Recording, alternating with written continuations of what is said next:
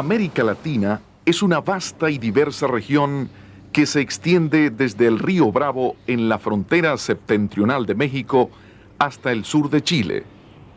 La cordillera de los Andes, una cadena montañosa que marca el clima continental y constituye el foco geográfico de la actividad política y el desarrollo económico, atraviesa casi todos los países de América del Sur. En sus laderas y el altiplano hay antiquísimas ciudades y modernas capitales. América Latina, en su totalidad, es rica en recursos naturales como petróleo y minerales, bosques, suelos fértiles y abundantes fuentes de agua. Con solo el 8% de la población mundial posee el 23% de la tierra potencialmente arable, el 23% de los bosques, el 31% del agua superficial utilizable y el 19,5% del potencial hidroeléctrico. Es la región con la mayor cubierta forestal del mundo, con bosques que abarcan el 48% de su superficie terrestre. Tiene el río más grande y el desierto más árido del mundo. Esta diversidad ambiental ha generado una gran variedad genética que constituye un valioso recurso inexplorado y da lugar a marcados contrastes. Apenas el 9% de la tierra potencialmente arable está cultivada y el 21% de la energía consumida es de origen hidroeléctrico. A fines de 1970, se había examinado la composición química de solo el 1% de las 50.000 especies de plantas del Amazonas brasileño. La población de las Américas, que en 1950 alcanzaba cerca de 331 millones de habitantes, llegará a 1.062 millones en el año 2025. En la actualidad, el nivel medio de urbanización pasa del 68%. Las condiciones de vida en los grandes conglomerados urbanos de la región se han deteriorado mucho en las últimas décadas. La concentración industrial y la presión demográfica sobre el medio ambiente se mezclan con grandes contrastes sociales. Gran parte de la población urbana está constituida por personas recién emigradas del medio rural y de poblaciones pequeñas. Los procesos de urbanización, el agotamiento de los recursos naturales y el cambio tecnológico afectan directa e indirectamente la salud humana. En las Américas, las enfermedades diarreicas están entre las 3 causas principales de defunción de la población menor de 1 año. Son producto del consumo de agua contaminada, las deficiencias del saneamiento ambiental y domiciliario y los malos hábitos de higiene y de alimentación. En América Latina y el Caribe, las enfermedades de origen hídrico incluyen shigelosis, gastroenteritis vírica, fiebre tifoidea, hepatitis y cólera.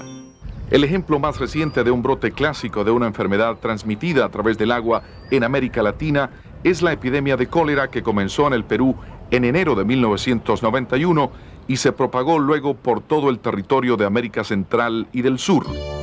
Los primeros casos causados por el vibrión cólera 01 El Tor Inaba se identificaron en Chancay, cerca de Lima, Perú. En pocos días se notificaron otros en diversas comunidades situadas a lo largo de los 1.200 kilómetros de costa al norte de Lima. De ahí, la epidemia se propagó con rapidez. Alcanzó su punto máximo a fines de marzo de 1991 con más de 20.000 casos semanales y llegó a todos los departamentos del país a fines de ese año. El efecto de la epidemia produjo más de 320.000 casos y cerca de 120.000 hospitalizaciones en 1991, y fue una enorme responsabilidad para los ya sobrecargados servicios de salud. El segundo país afectado por la epidemia fue el Ecuador, donde la enfermedad fue introducida, al parecer, por pescadores de la costa que colinda con el Perú. El número de casos aumentó rápidamente y llegó a su punto máximo en abril de 1991. Después de esa fecha, se redujo la incidencia, pero la enfermedad siguió propagándose a las zonas montañosas y costeras a lo largo de las principales vías de comunicación. Al igual que en el Perú, el número de casos comenzó a aumentar de nuevo en el último trimestre de 1991, alcanzó una cifra sin precedentes en marzo de 1992 y luego tuvo una aguda reducción. La zona más afectada en 1992 fue Guayaquil, la principal ciudad de la costa, donde ocurrió un tercio de los casos registrados en el Ecuador en ese año. Colombia se infectó también en marzo de 1991, en un principio en la región meridional de la costa del Pacífico, pero la enfermedad se propagó lentamente por la costa y hacia el interior y llegó a afectar a todo el país. Aunque en 1992 su incidencia se mantuvo alta en Colombia, en 1993 se redujo en un 98%. En abril de 1991, el Brasil notificó casos por primera vez introducidos a través del río Amazonas y procedentes del Perú y de Colombia. El cólera se mantuvo en esa zona por varias semanas antes de propagarse hacia el oriente a lo largo del Amazonas. En el último trimestre de 1991 se desencadenó una epidemia de grandes proporciones que a fines de ese año llegó a la ciudad de Belém en la costa atlántica. En 1992 la epidemia afectó a la mayoría de las regiones del norte del país y produjo más de 30.000 casos. En 1993 la incidencia aumentó un 66% y la enfermedad se propagó por la mayoría de las regiones septentrionales del país. Se esperaba la propagación del cólera a toda América del Sur, pero fue sorpresiva la aparición de casos en una pequeña comunidad del centro de México en junio de 1991, presuntamente a causa del tráfico ilegal de drogas. México no pudo contener la infección que se propagó a gran parte del país y produjo elevadas tasas a lo largo de la región meridional de la costa del Golfo de México y los estados de la frontera con Guatemala. En 1992 persistieron los brotes y el número de casos alcanzó su punto máximo en agosto. En 1993, México registró aún más casos con un patrón estacional y una distribución geográfica similares, con brotes en la capital y en ciudades importantes como Puebla. Guatemala y El Salvador tuvieron grandes epidemias a mediados de 1992, que coincidieron con la temporada normal de enfermedades diarreicas. En Guatemala aumentó el número de casos en el segundo semestre de 1993, que llegó a ser 99% mayor que en 1992. El Salvador tuvo brotes más pequeños en el primer semestre de 1993, pero sufrió uno de grandes proporciones a partir de diciembre de ese año, con casi 2.000 casos semanales que parecieron guardar relación con los viajes durante las fiestas navideñas. El mayor número de casos ocurrió en la zona metropolitana de San Salvador, sobre todo entre los pobres que viven en las zonas urbanas marginadas. Panamá resultó gravemente afectada en 1991, sobre todo en la provincia del Darién, y tuvo la tercera tasa en importancia en las Américas en ese año. La tasa aumentó a más del doble en 1992, pero se redujo en un 99% en 1993. Nicaragua detectó su primer caso en noviembre de 1991, pero la incidencia de la enfermedad fue baja hasta abril de 1992, cuando comenzó una epidemia de grandes proporciones que afectó a todo el sur y oeste del país. En 1993, el cólera se propagó a las regiones más remotas del centro y del Atlántico, y el número de casos fue 111% mayor que en 1992. En el segundo semestre de 1993, Honduras comenzó a sufrir también un número de casos mucho mayor que en los años precedentes. En cambio, en 1992 y 1993, ese mismo número fue reducido en Costa Rica. Pese a su extensa frontera con el Perú, Bolivia no detectó casos de cólera hasta agosto de 1991, 7 meses después de haber aparecido los primeros en el país vecino. Aún así, la infección se limitó solo a las zonas circunvecinas de La Paz hasta febrero de 1992, cuando se propagó a las regiones tropicales bajas y en ese mismo año produjo más de 22.000 casos. La enfermedad se propagó a la Argentina y con el tiempo al Paraguay y continuó en proporciones epidémicas en el sur de Bolivia y en el norte de la Argentina en 1993. Mientras tanto, siguió propagándose a lo largo de la costa atlántica de América del Sur, pasó por Venezuela y llegó a la Guayana Francesa, Guyana y Surinam. Por fortuna, Venezuela, Guyana y la Guayana Francesa tuvieron menos casos en 1993 que en 1992 y Surinam no registró ninguno en 1993. En la transmisión de un país a otro, el desplazamiento humano fue la vía principal.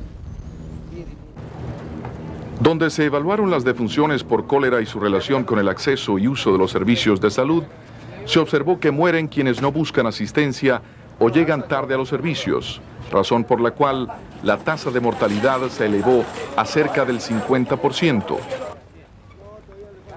Si bien las tasas generales de defunción por cólera fueron bajas, las cifras variaron mucho entre los países y las zonas más remotas y menos accesibles tuvieron tasas del 10 al 20% mayores que las capitales, donde es fácil llegar a los mejores hospitales. Eso es precisamente lo que más preocupa a Nicaragua, cuya tasa de letalidad aumentó al 5% a mediados de 1993, mientras la enfermedad se propagaba a poblaciones remotas o afectadas por luchas civiles. En América Latina, al igual que en otras partes, el cólera es una enfermedad casi exclusivamente de los pobres sin acceso a agua pura.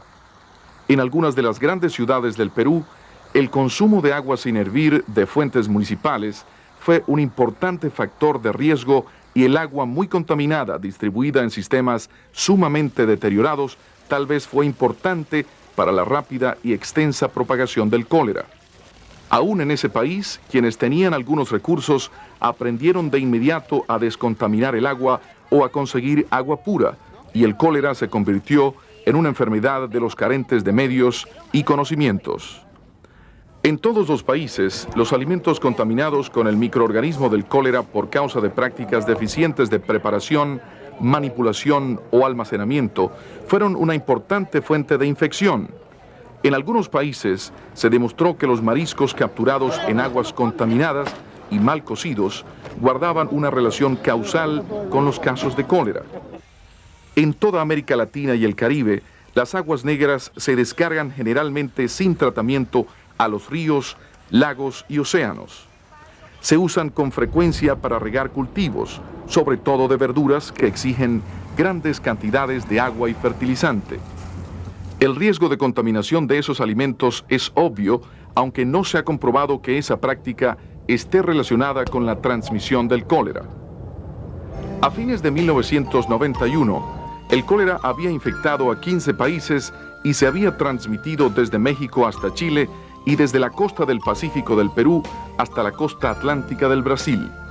El Uruguay fue el único país de la región continental de América Latina exento de la infección en el periodo de 1991 a 1993.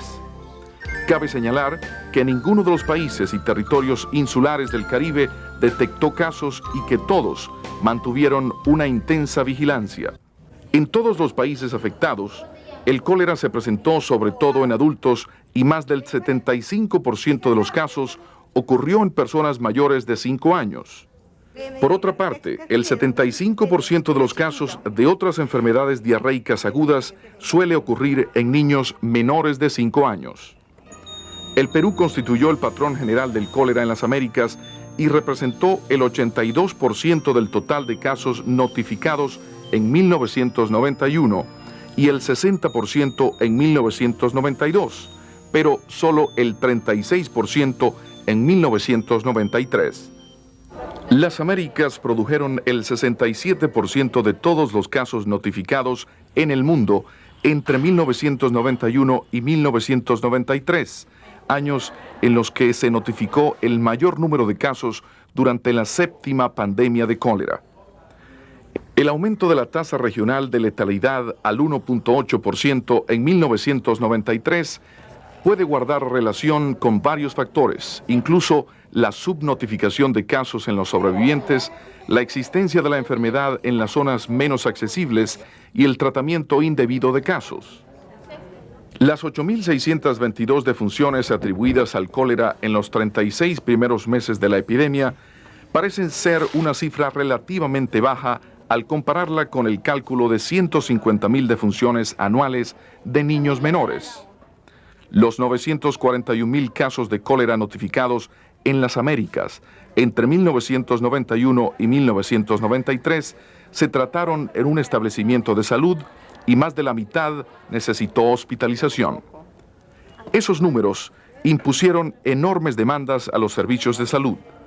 Las estimaciones conservadoras indican que el tratamiento adecuado salvó la vida de 100.000 personas, como mínimo. De hecho, la tasa de letalidad registrada en el Perú fue inferior al 1%, excepto al comienzo de la epidemia, y las tasas de defunción en casi todos los demás países fueron inferiores al 2%. El aumento posterior de las tasas de letalidad observado en Bolivia, Panamá y Nicaragua creó nuevas preocupaciones por el tratamiento apropiado de los casos. En algunos países, los hombres predominaron entre los casos notificados, pero no se sabe si eso se debió a una mayor exposición o a una mayor tendencia de esos pacientes a buscar tratamiento.